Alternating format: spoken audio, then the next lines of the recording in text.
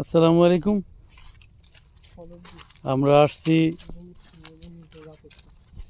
যশোরের খাজুরার লেবুতলা একটি আঙ্গুর খেতে। এখানে এই আঙ্গুর গার্ডেনের নাম হলো আদরি আঙ্গুর গার্ডেন। আমরা বেশ কষ্ট করে মোটরসাইকেল ড্রাইভ করে এসেছি। একটু দেখানোর চেষ্টা করি যে এখানে পলিথিনে যেটা দেখা যাচ্ছে এটা হলো কলম দিচ্ছে। হিউজ পরিমাণ একটা এরিয়া নিয়ে এটা লাগানো হয়েছে। এখন আসলে আঙ্গুরের সিজন না হওয়ায় আপনাদেরকে আমি আঙ্গুর দেখাইতে পারতেছি না, এই জন্য আন্তরিকভাবে দুঃখ প্রকাশ করতেছি। এবং এই চাষি যে আঙ্গুর চাষ করেছে, এই আঙ্গুর মোটামুটি দেশের একটা বড় আকারের চাহিদা পূরণ করে থাকে।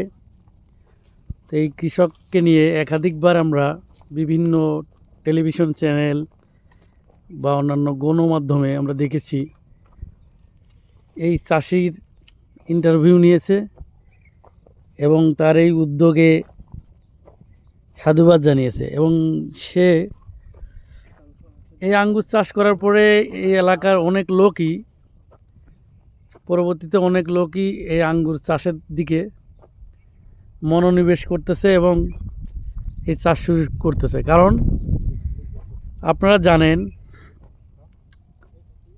সাধারণত বাংলাদেশের লোকজন বিদেশ থেকে আঙ্গুর আমদানি করে খেয়ে থাকেন। সেক্ষেত্রে প্রত্যেকটা কেজি বা প্রতি কেজি আঙ্গুরের যে মূল্য হয় সেটা অত্যন্ত ব্যয়বহুল হয়। দেশে যদি এরকম করে আঙ্গুর চাষ করা যায় সেক্ষেত্রে আঙ্গুরের দাম কিছুটা কমবে এবং দেশের লোকজন মোটামুটি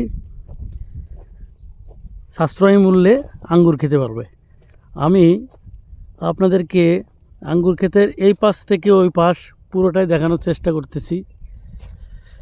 তবে আমার মনের ভিতর প্রশান্তি তেমন একটা কাজ করতেছে না, কারণ এখন আঙ্গুরের সিজন না হওয়ায় আমি আপনাদেরকে আঙ্গুর দেখাতে পারতেছি না, প্লাস আমি নিজেও দেখতে পারতেছি না। আমি আঙ্গুর ক্ষেতের চারিপাশে হেঁটে হেঁটে আপনাদের দেখানোর চেষ্টা করতেছি।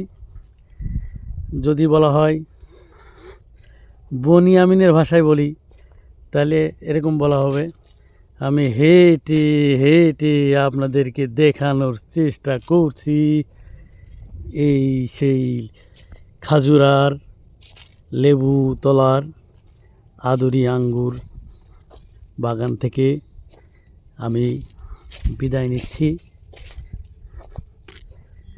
আসসালামু আলাইকুম রহমতুল্লাহি ওয়া বারাকাতুহু।